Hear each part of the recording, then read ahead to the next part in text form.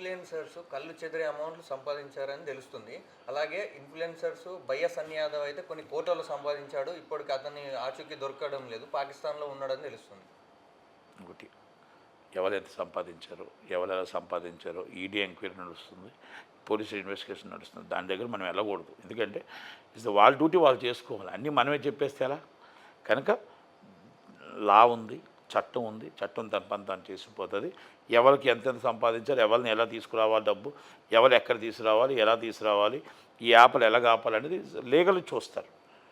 అలాగే ఇప్పుడే బాలకృష్ణ ప్రభాస్ మీద ఫిర్యాదు అందిందని తెలుస్తుంది. వాళ్ళు ప్రమోట్ చేసిన బెట్టింగ్ యాప్ వల్ల నేను 70 లక్షలు పోగొట్టుకున్నా అని ఇప్పుడే ఒక అతను ఫిర్యాదు చేశాడు. కంపల్సరీ అది నిజంగా వాళ్ళు కానీ ప్రమోట్ చేస్తే వాళ్ళ మీద సీరియస్ యాక్షన్ తీసుకోవాలి.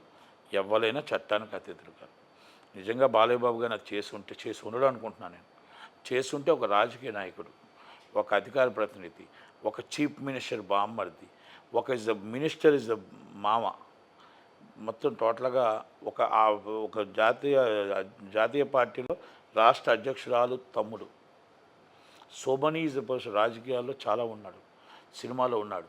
అది నిజంగా చేస్తే మాత్రం చాలా తప్పు, చాలా చాలా సీరియస్గా తీసుకోవాలి. అలాగే పాన్ ఇండియా ప్రభాస్ గారు ఎవరైనానండి, వాళ్ళు ఎవరు తప్పు ఏమండి, ఇది చట్టం, ఇది లీగల్ అని చెప్పి తప్పు చేస్తే మాత్రం 100% మనం యాక్షన్ తీసుకోవాల్సింది.